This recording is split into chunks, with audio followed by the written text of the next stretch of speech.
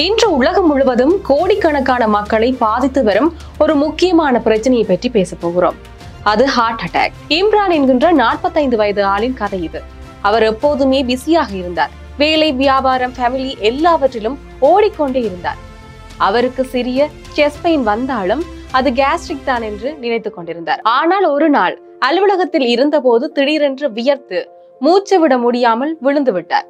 அவர் ஹாஸ்பிட்டலுக்கு கொண்டு போன போது டாக்டர் சொன்னது டயக்னோசிஸ் ஹார்ட் அட்டாக் என்று சொல்லி. இப்படி ஒரு நிலை யாருக்கும் வரலாம். அதனால்தான் இன்று நாம் ஹார்ட் அட்டாக் பற்றி முழுமையாக பேச போகிறோம்.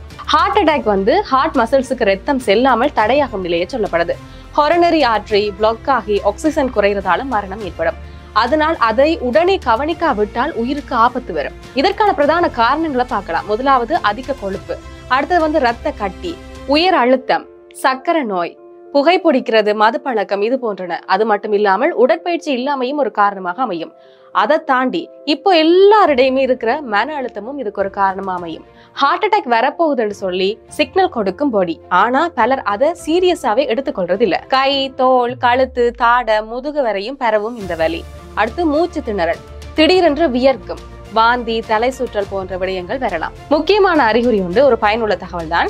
கேஸ்ட்ரிக் பெயினுக்கும் ஹார்ட் பெயினுக்கும் வித்தியாசம் என்னன்னு சொன்னா, ஹார்ட் பெயின் யூஸ்வலி பிசிக்கல் ஆக்டிவிட்டிக்கு பிறகு அதிகரிக்கும். ரெஸ்ட் எடுத்தாலும் அது குறையாது.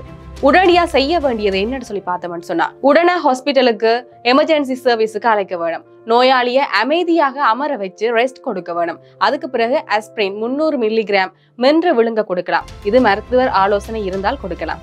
நோயாளி மயங்கி இருந்தால் CPR தொடங்க வேணும்.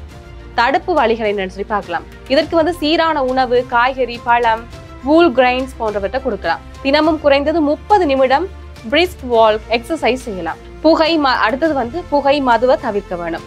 பிளட் பிரஷர், டயபெட்டிக்ஸ், கொலஸ்ட்ரால் பரிசோதனை செய்து கண்ட்ரோலில் வைத்துக் கொள்ள வேண்டும். யோகா, மெடிடேஷன் மூலம் மன அழுத்தத்தை குறைக்க வேணும். ஹார்ட் அட்டாக் என்பது மரண தண்டனை இல்ல.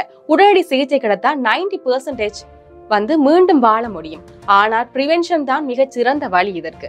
அதனால உங்கள் இதயம் நலம் காக்க சரியான உணவு, எக்ஸசைஸ், ரெகுலர் செக்அப்ஸ் மற்றும் ஸ்ட்ரெஸ் மேனேஜ்மெண்ட் நீங்கள் உங்கள் குடும்பத்துக்கு தரக்கூடிய மிகப்பெரிய கிஃப்ட் அதுதான். இன்னொரு விஷயம் அதுல சொல்ல மறந்துட்டேன்னு சொல்லி சொன்னா, அந்த ஜிம்முக்கு போற ஆட்களுக்கு கூட ஹார்ட் அட்டாக் வரதை நீங்க பார்த்திருப்பீங்க. அது ஏன்னு சொன்னா, அந்த பிரஷர் கூறதால, ரத்த ஓட்டம் அதிகமாக செயற்படுறதால ஹார்ட்டுக்கு பாதிப்படைந்து அந்த ஹார்ட் அட்டாக் வருது.